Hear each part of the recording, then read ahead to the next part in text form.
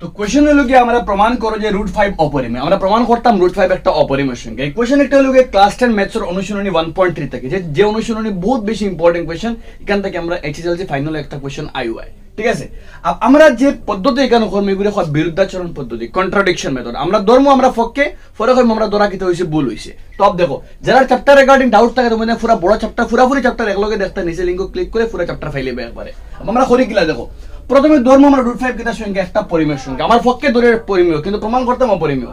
Up যে কোনো পরিমেয় সংখ্যারে p/q আকারে লেখা যায়। আমি আমার সুবিধাতে ধরিয়ার a/b, p হলো কি a আর q হলো কি b।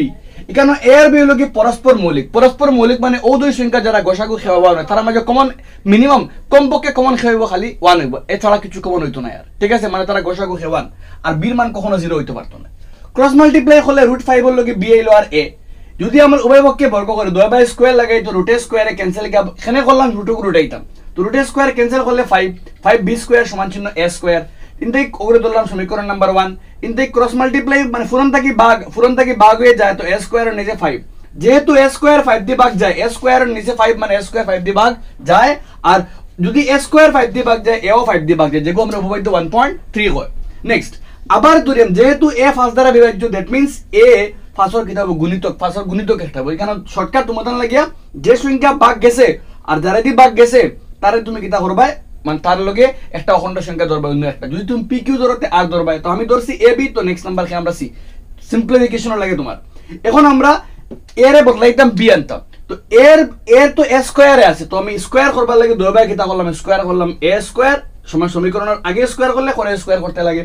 তো a স্কয়ার বদলা কে আইলো 5b স্কয়ার 1 থেকে 1 নম্বর দোছি 1 নম্বর থেকে a স্কয়ার বদলা 5b স্কয়ার 5 5 25 5 25 5 বার 5c স্কয়ার ফুরন আছে পা ফুরন তাহলে কি তো ভাগ হই যায়। দ্যাট মিন্স b স্কয়ারে 5 দিয়ে ভাগ যায় আর b স্কয়ার 5 দিয়ে ভাগ গেলে b ও 5 দিয়ে ভাগ যায়। উপপাদ্য 1.3 থেকে এই দুইটা পার্ট থেকে পাইলাম কিতা a ও 5 দিয়ে ভাগ যায়, a ও 5 দ্বারা বিভাজ্য আর b ও 5 দ্বারা বিভাজ্য। মানে a ও 5 দিয়ে ভাগ যায় b ও 5 দিয়ে ভাগ যায়, মানে তার মাঝে কমন কে আছে 5 আছে। তো লেখছে কিতা যেহেতু a এবং b এর কমপক্ষে একটি সাধারণ উৎপাদক কে আছে 5, তার মাঝে এট লিস্ট কমন কে আছে 5 আছে।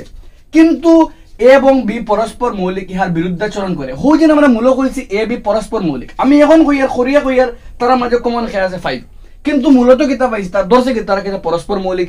তো আমি কইয়ার তার মাঝে কমন আছে 5, কিন্তু লগে লগে হেউটে আমি বিরুদ্ধে করিয়ার, কারণ আমি তুমি কইছো কিতা আমি পরস্পর মৌলিক। তো কইছে কিতা যেহেতু a আর b এর কমপক্ষে উৎপাদক কে 5 কিন্তু বিরুদ্ধাচরণ করে, আর বিরুদ্ধাচরণ করার লাগে আমরা কইয়ার সুতরাং কইয়ার কিতা √5 কিতা একটা অপরিমেয় সংখ্যা। পুরো চ্যাপ্টার শর্টসে এই কোশ্চেন শর্টসে দেখা তোরা মুশকিল আছে, ফুল ভিডিও দেখলে তুমি পুরোপুরি ক্লিয়ার হইবে, নিজে নিজে করতে পারবে, ঠিক আছে।